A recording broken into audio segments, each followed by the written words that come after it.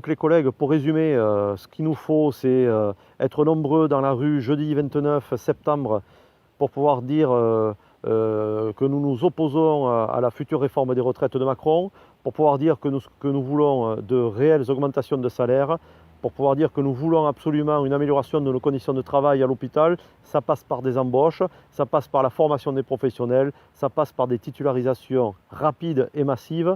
Alors pourquoi je me mobilise le 29? La réponse elle est simple. Je me mobilise le 29 dû à l'inflation. Quand le prix des courses augmente, que le prix de l'essence augmente, que le prix de l'énergie augmente, alors que les salaires ils n'augmentent pas, il y a des raisons de se mobiliser. Surtout quand on voit que certains se gavent à hauteur de milliards, alors que nos services publics ils s'effondrent petit à petit au fur et à mesure des années. Parce qu'effectivement, comme ça a été largement dit, c'est vraiment un combat d'intérêt général. C'est un combat qui met en lumière le fait que notre conception d'un fonctionnaire et du citoyen est vraiment remise en cause, puisque effectivement le statut il doit protéger des pressions. Là on l'a vu, c'est largement documenté, ça a été aussi documenté par la presse, beaucoup de pressions qui ont été faites sur l'inspection du travail. Donc non seulement ça remet en cause l'indépendance, mais même de façon générale ça remet en cause ce concept de neutralité, de pouvoir intervenir, exercer ses missions sans pression. Donc ça c'est vraiment très important. Et puis c'est pas anodin parce que le monde du travail a vraiment besoin de toute la fonction publique, mais a besoin aussi d'une inspection du travail aux prérogatives renforcées. Et on voit qu'il y a eu énormément de suppression d'emplois. Donc c'est vrai qu'on essaye d'affaiblir ce corps et ces missions qui sont essentielles pour le monde du travail et centrées sur la protection des conditions de travail. Pour vous dire qu'effectivement aussi dans la fonction publique il y a pas mal de répression, d'utilisation soit du disciplinaire, soit même parfois pas de disciplinaire. On a d'autres, donc à l'inspection du travail, il y a un collègue stagiaire qui donc a été viré tout simplement. Les copains me disent arrêtez de dire merci, mais non en fait, vraiment merci. Parce que cette histoire, elle dure depuis 2 ans et demi, Cécile.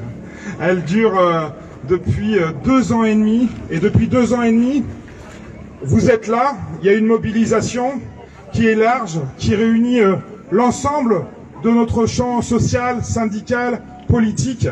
Et moi j'ai bien conscience que si cette mobilisation elle est encore là 2 ans et demi plus tard, c'est que le sujet, c'est pas que ma petite personne. Le sujet, c'est celui, et la rapporteure publique l'a redit aujourd'hui, de l'indépendance de l'inspection du travail.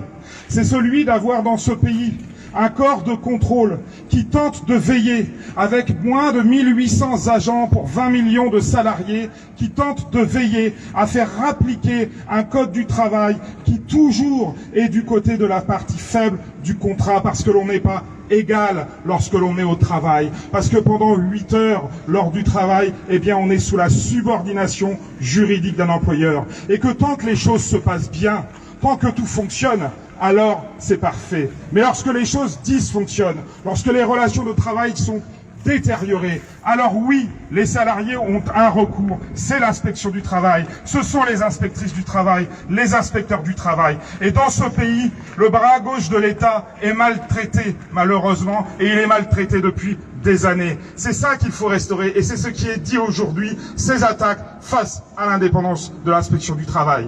Donc effectivement, notre action, elle est encore plus, aujourd'hui, on est très impliqué puisque par rapport au soutien d'Anthony, que nous avons participé depuis maintenant 2 ans, comme tu l'as exprimé, mais nous vivons les premiers passages des camarades qui ont été licenciés suite à des droits de retrait dans des EHPAD en 2020 par manque d'équipement. Et le premier retour que nous venons d'avoir, c'est que la copine, la première qui a été licenciée, a été déboutée, en disant que son droit de retrait n'était pas légal. Donc d'où l'importance encore de notre outil de l'inspection du travail, qui doit vraiment vivre et continuer, et puis pas être diminué, puisque actuellement vous connaissez aussi les diminutions de moyens. Donc nous, on est très impliqués sur notre union départementale par rapport au suivi des camarades qui sont licenciés, qui ont été licenciés durant cette période.